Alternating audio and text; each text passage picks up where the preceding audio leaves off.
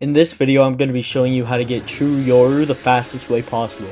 True Yoru is still the best sword in Aopg, and it also has the fastest DPS, so it does the fastest damage in the game. If you guys like my content and my guides, make sure to leave a like and subscribe so I know that you want more. Join my Discord, it just got made by lots of helpful people. Thank you, have fun grinding.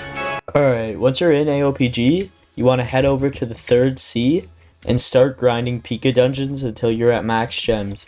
Why we need to do this until we're at max gems is we need to buy titles to get the title World's Strongest Swordsman, and we need this to unlock True Yoru. So I would say probably save up around 700 title spins to unlock this.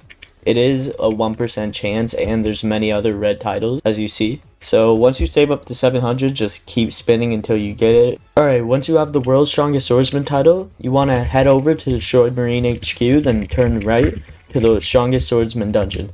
The final boss in this dungeon has a 1% chance to drop the cross daggers, which you need to unlock the sword. After you unlock the World's Strongest Swordsman and cross dagger, you want to come over here to the Strongest Swordsman trainer, which is on the opposite side of Destroyed Marine HQ. You talk to him and he's going to give you True Yoru. You're going to need 7,000 stats in sword and hockey to be able to unlock it.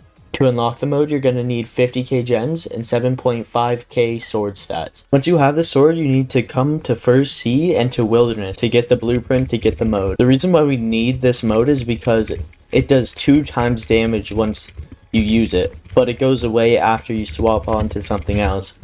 But you come over here to the monkey trainer, you click on him, he's going to say, I think I can help you with some blueprints. You press yes, let me see if you're strong enough, and you'll get the True Dusk blueprint. So after that, you want to head back over to 3rd C to see what the next quest is. I forgot to say, to unlock the blueprint, you're going to need 125 monkey kills from the Strongest Swordsman dungeon.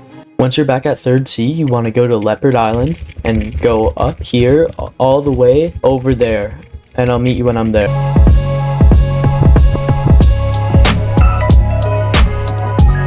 Okay, now that I'm here, you want to pick up this orb by running over it.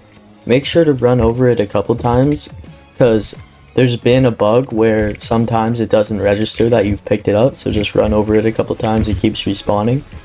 Now we have to go to 2nd C. Now that we're in 2nd C, you want to head over to Pirate Paradise, and it's on the top of the 2nd column over here, and I'll meet you there.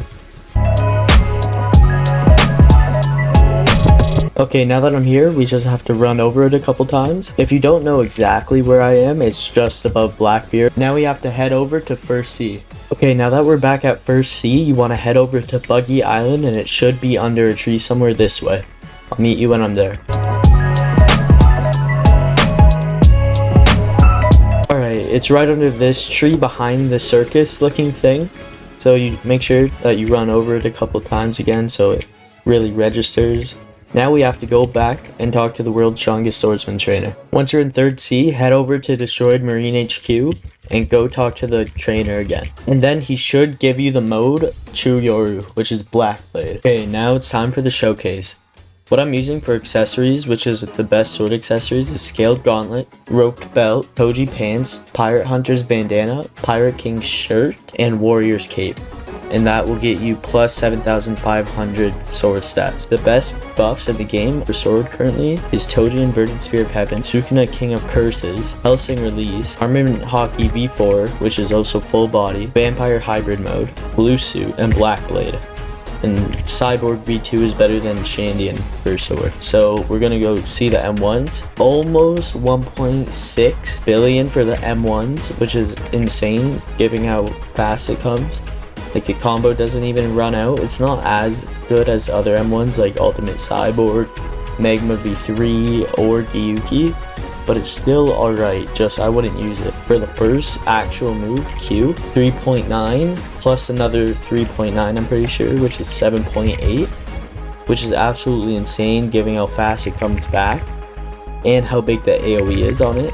As soon as you're done, you can basically just press it again, which is insane. First day, we're going to see what that does.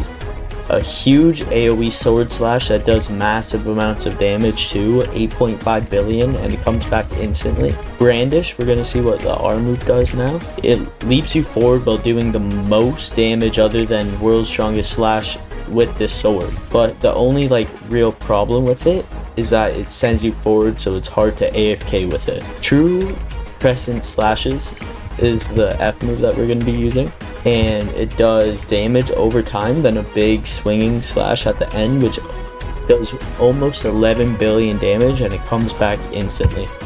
And it has massive AoE, and you're able to move it around. Now for World's Strongest Slash, the biggest AoE move and also the biggest damage move. I can literally use it like over here where I'm still seeing the dummy, not behind the building. But World's Strongest Slash, I could use it like over here and it still hits the dummy, dealing 14.1 billion damage, and it's back instantly. You can just spam it. I could probably do it from over here, and also it shoots like that. Okay, it looks like it's not too big, but it's definitely big enough to do the whole challenge raid. I would rate it a 9 out of 10 for damage because you can spam moves while being inside each other, and it's not like move by move. You can just do all of them all at the same time if you want. So it's very good for DPS. It's the fastest DPS in the game. You can probably get like 100 mil combo in a couple seconds, which is absolutely crazy. I would rate it probably a 7 out of 10 for easeability. All you need to get that's hard is the World's Strongest Swordsman. It took me like 30 minutes to get Cross Dagger and everything else to actually get the sword and the mode. So it's not that hard other than World's Strongest Swordsman. If you guys like my content and want to see more, make sure to like, sub, and comment. And also make sure to join my Discord server, link in the description. My mod Sloth worked really hard on it, and I'd really appreciate it if you guys joined.